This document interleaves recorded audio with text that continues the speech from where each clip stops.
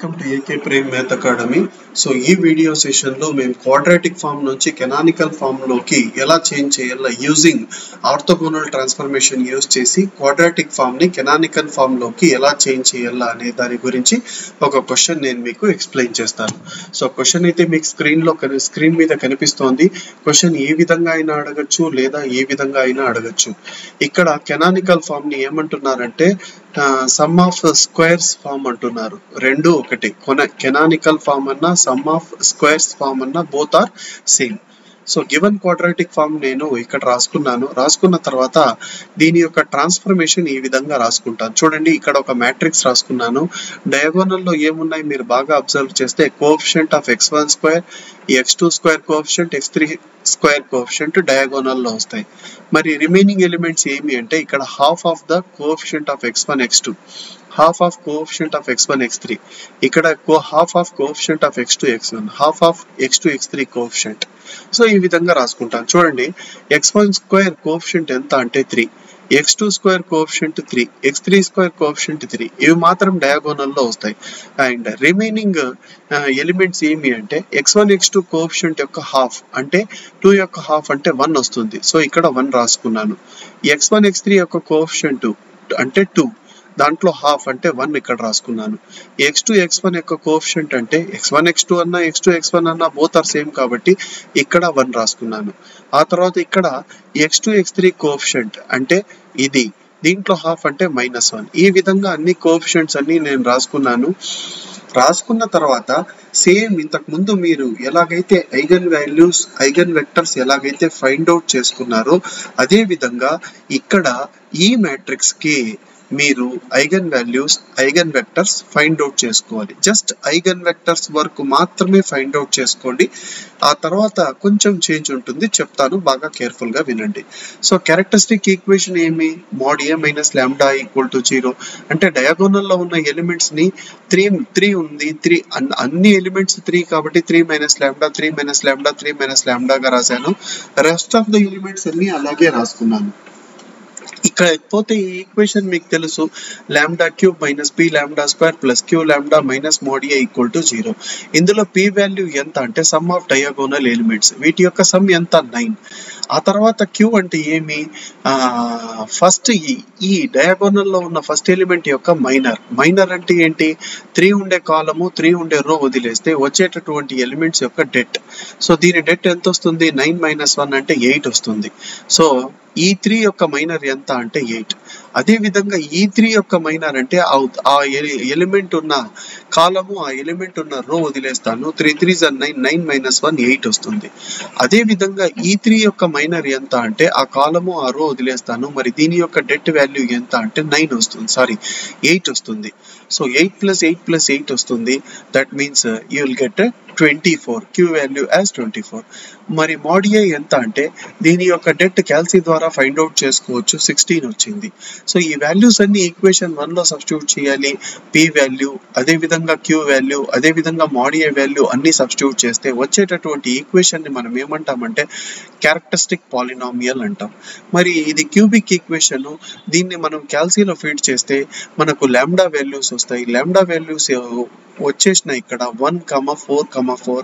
వీటిని మనం ఏమంటామంటే eigen values of the given matrix అంటాం. అవునా? తర్వాత నెక్స్ట్ మీరు ఇందాక mod a minus lambda i రాశారు కదా, ఇప్పుడు మ్యాట్రిక్స్ ఫామ్ లో రాసుకోండి. Matrix a minus lambda i into x means x1 x2 x3 ఈ విధంగా రాసుకోండి. దీన్ని ఈక్వేషన్ నెంబర్ 2 గా రాసుకోవాలి. ఇక్కడ ఎన్ని ఐగన్ వాల్యూస్ ఉన్నాయి? 3 లో 2 రిపీట్ అయినాయి కాబట్టి ఫస్ట్ 1 కి చేస్తాను. లాంబ్డా ఈక్వల్ టు 1 అనే ఐగన్ వాల్యూకి ఐగన్ వెక్టర్ ఫైండ్ అవుట్ చేసుకుంటాను. సో లాంబ్డా ఈక్వల్ టు 1 అనే వాల్యూ ఇందులో సబ్స్టిట్యూట్ చేస్తే మనకు ఒక మ్యాట్రిక్స్ వచ్చింది. దీన్ని మల్టిప్లై చేయాలి. 2 into x1 2x1 x2 plus x3. Next second equation ఏమి? x1 plus 2x2 minus x3. Third equation ఏంటి, x1 minus x2 plus 2x3. So వచ్చిన 3 ఈక్వేషన్స్ లో మనము లాస్ట్ 2 ఈక్వేషన్స్ తీసుకుంటున్నాను, ఎందుకంటే ఇవి కొద్దిగా సింపుల్ గా అనిపిస్తున్నాయి. మీరు ఫస్ట్ 2 ఈక్వేషన్స్ తీసుకున్న సేమ్ ఐగన్ వెక్టర్స్ వస్తాయి.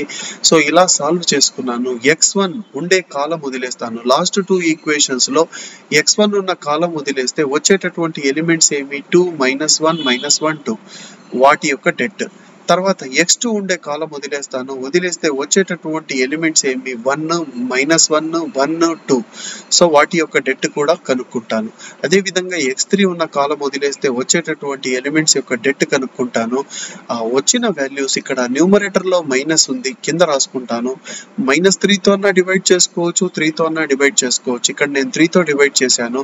1 -1 -1 వచ్చింది. ఒకవేళ మీరు -3 తో డివైడ్ చేస్తే ఇక్కడ ఏమొస్తుంది, -1 వస్తుంది. మరి ఇక్కడ 1 వస్తుంది, ఇక్కడ 1 వస్తుంది. అప్పుడు ఐగన్ వెక్టర్ ఏమొస్తుంది, -1 1 1 వస్తుంది. ఇవి రెండు సేమ్ అండి. ఐగన్ వెక్టర్స్ 1 -1 -1 వచ్చినా లేదా -1 1 1 వచ్చినా బోత్ ఆర్ సేమ్. అవునా?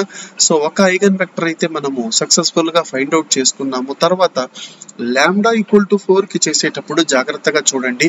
ఒక లాంబ్డా ఈక్వల్ టు 4 కి ఇంకో వాల్యూ కూడా లాంబ్డా వాల్యూ 4 కాబట్టి 2 ఐగన్ వెక్టర్స్ ఈ కేసులో వచ్చేస్తాయి. అంటే థర్డ్ కేస్ ఇక్కడ ఉండదు. సో సెకండ్ కేసులో లాంబ్డా వాల్యూ 4 ఈక్వేషన్ 2 లో సబ్స్టిట్యూట్ చేస్తాను. అంటే ఈ ఈక్వేషన్ లో లాంబ్డా ఉన్న చోట 4 సబ్స్టిట్యూట్ చేస్తాను. అంటే ఇక్కడంతా -1 -1 -1 వస్తుంది. కాబట్టి నేను డైరెక్ట్ గా మ్యాట్రిక్స్ ఫామ్ లో రాసుకున్నాను. ఇక్కడ రాసుకున్న తర్వాత మల్టిప్లై చేస్తాను. -x1 plus x2 plus x3. Second equation x1 minus x2 minus x3. అవునా? తర్వాత x1 minus x2 minus x3. So 3 equations లో ఇక్కడ ఫస్ట్ 2 ఈక్వేషన్స్ తీసుకున్నా, లాస్ట్ 2 ఈక్వేషన్స్ తీసుకున్నా మనకు ఐగన్ వెక్టర్స్ రావు. మరి ఏం చేయాలి అంటే, ఇంతకు ముందు ఒక వీడియోలో కూడా నేను మీకు ఎక్స్ప్లెయిన్ చేశాను. ఫస్ట్ ఈక్వేషన్ ని నేను తీసుకుంటున్నాను కన్సిడర్ అనేసి. తీసుకున్న తర్వాత x2 value x3 value assume చేసుకుంటున్నాను 0, x2 వాల్యూ 0, x3 వాల్యూ 1 గా తీసుకుంటున్నాను. ఇంతకు ముందు ప్రాబ్లం లో కూడా ఏవే తీసుకున్నాను. So x2 value 0, x3 value 1 substitute చేస్తే x1 ఎంత వచ్చింది, 1. అంటే ఒక ఐగన్ వెక్టర్ వచ్చేసింది. x1 ఎంత, 1, x2 ఎంత, 0, x3 ఎంత, 1. సో 1 0 1 ఒక ఐగన్ వెక్టర్ వచ్చేసింది. మళ్ళీ సేమ్ ఈక్వేషన్ కన్సిడర్ చేసుకుంటాను. అదే ఈక్వేషన్ పక్కన రాసుకున్నాను. కాకపోతే ఈసారి x2 value x3 value vary చేస్తున్నాను. 0 1 కాకుండా -1 0 తీసుకున్నాను. సో -1 0 ఈ ఈక్వేషన్ లో సబ్స్టిట్యూట్ చేస్తే x1 ఎంత వచ్చింది, -1 వచ్చింది. సో ఈసారి x1 value -1, x2 -1, x3 0. So another eigen vector కూడా మనకు వచ్చేసింది. సో 2 ఐగన్ వెక్టర్స్, ఈ 2 ఐగన్ వెక్టర్స్ ఇక్కడ రాసుకున్నాను. పైన ఫస్ట్ కేస్ లో ఒక ఐగన్ వెక్టర్ వచ్చింది. కానీ ఒక్క విషయం ఇక్కడ నుంచి కొంచెం చేంజ్ అవుతుంది, బాగా అబ్జర్వ్ చేయండి. ఈ 2 eigen vectors pair wise orthogonal కావు. ఎందుకు అంటే పెయిర్ వైజ్ ఆర్థోగోనల్ అవ్వాలి అంటే కండిషన్ ఏమంటే వీటి యొక్క ప్రోడక్ట్ చేసి, అంటే ఈ ఐగన్ వెక్టర్ ని ఈ ఐగన్ వెక్టర్ తో, ఈ ఐగన్ వెక్టర్ ని ఈ ఐగన్ వెక్టర్ తో, ఈ ఐగన్ వెక్టర్ ని ఈ ఐగన్ వెక్టర్ తో మల్టిప్లై చేసి వాటి యొక్క సమ్ ఎంత రావాలి అంటే 0. చెక్ చేద్దాం ఇవి ఆర్థోగోనల్ కాదా అని. 1 × -1 ఎంత వస్తుంది, -1. 0 × -1 అంటే 0 వస్తుంది. 1 × 0 అంటే 0. కానీ సమ్ 0 రాలేదు, -1. అంటే ఈ 2 వెక్టర్స్ పెయిర్ వైజ్ ఆర్థోగోనల్ కావు. కాబట్టి కింద అదే రాశాను నేను. The above eigenvectors are not pairwise orthogonal. కాబట్టి ఫస్ట్ ఐగన్ వెక్టర్ ని a తో మల్టిప్లై చేసి, సెకండ్ ఐగన్ వెక్టర్ ని b తో మల్టిప్లై చేసి ఈ ఐగన్ వెక్టర్ కి ఆర్థోగోనల్ అని రాసుకున్నాను. బాగా అబ్జర్వ్ చేయండి. దీన్ని a తో మల్టిప్లై చేసి, దీన్ని b తో మల్టిప్లై చేశాను. చేసి సమ్ తీసుకొని ఈ ఫస్ట్ ఐగన్ వెక్టర్ కి ఆర్థోగోనల్ అని రాసుకున్నామా? రాసుకున్న తర్వాత a తో మల్టిప్లై చేస్తే మనకి ఏమొస్తుంది, ఈ రెండు కలిపి ఒక ఐగన్ వెక్టర్ అన్నమాట. చూడండి, a తో మల్టిప్లై చేస్తే a × 0 0, a × 1 a వస్తుంది. అవునా? ప్లస్ b తో మల్టిప్లై చేస్తే -b 0 వచ్చింది. వీటి యొక్క సమ్ ఎంత వస్తుంది, a - b. ఆ తర్వాత 0 - b అంటే -b, a + 0 అంటే a. సో ఇది ఈ వెక్టర్ కి ఆర్థోగోనల్ అని చెప్తున్నాం, అంతే కదా. అంటే ఈ రెండిటి యొక్క ప్రోడక్ట్ చేసి సమ్ చేస్తే ఈక్వల్ టు 0 రాసుకోవాలా. చూడండి, a మైనస్ బి ఇంటూ 1 ఎంత వస్తుంది, a minus B. Minus B into 0 ఎంత వస్తుంది, 0 వస్తుంది. a ఇంటూ 1 ఎంత వస్తుంది, a. ఇది ఈక్వల్ టు 0 రాసుకున్నాను, ఎందుకంటే ఇక్కడ ఆర్థోగోనల్ అనుకున్నాం. ఈ 2 ఐగన్ వెక్టర్స్ ఏమనుకున్నాం, ఆర్థోగోనల్ అనుకున్నాం. కాబట్టి వీటి యొక్క సమ్ ఎంత అంటే 2a minus B equal to 0. B ఎంత అంటే 2a. So B value 2a ఇందులో సబ్స్టిట్యూట్ చేస్తాను. బి వాల్యూ ఫైండ్ అవుట్ చేసుకున్నాను. బి వాల్యూ ఎంత అంటే 2a గా రాసుకున్నాను. అవునా, ఏ బయటే ఉంటుంది, లేకపోతే ఏ లోపలికి వెళ్ళేసి మల్టిప్లై చేస్తుంది. ఎంత వస్తుంది ఇక్కడ బాగా అబ్జర్వ్ చేయండి. నెక్స్ట్ స్టెప్ లో ఇక్కడ మీకు రాశాను, a ఇంటూ 1 అంటే a వస్తుంది. a minus 2a. a minus 2a ఎంత, మైనస్ a. a ఇంటూ 0 అంటే 0 వస్తుంది. ఇక్కడ మైనస్ 2a వస్తుంది. ఇక a ఇంటూ 1 అంటే a వస్తుంది. 2a ఇంటూ 0 అంటే 0 వస్తుంది. ఇది మాత్రం aనే వస్తుంది. మరి ఇక్కడ a కామన్ చేస్తే -1 -2 -1. ఇది దేనికి ఆర్థోగోనల్ గా ఉంది, 101. ఇప్పుడు మారిపోతాయి చూడండి. హెన్స్ వెక్టర్ ఆర్థోగోనల్ ఈ వెక్టర్ కి, ఈ ఐగన్ వెక్టర్ కి ఆర్థోగోనల్ గా, ఇది ఆర్థోగోనల్ కాదు కాబట్టి ఈ ఐగన్ వెక్టర్ నేను వదిలేశాను. ఇది వదిలేసి కొత్తగా వచ్చిన ఐగన్ వెక్టర్ రాసుకున్నాను. ఏంటది అంటే -1 -2 1. సో ఫస్ట్ వెక్టర్, ఇది ఫస్ట్ కేసులో వచ్చిన వెక్టర్, ఇది సెకండ్ కేసులో వచ్చిన వెక్టర్, ఇది రెండో వెక్టర్ మనము కొత్తగా కనుక్కున్నాము. సో 3 ఐగన్ వెక్టర్స్ వచ్చాయి. ఇప్పుడు ఇవి 3 pair wise orthogonal. Pair wise అంటే రెండు తీసుకొని అవి ఆర్థోగోనల్లా కాదా అని చెక్ చేసుకుందాం. చూడండి, 1 ఇంటూ 1 ఎంత వస్తుంది, 1 వస్తుంది.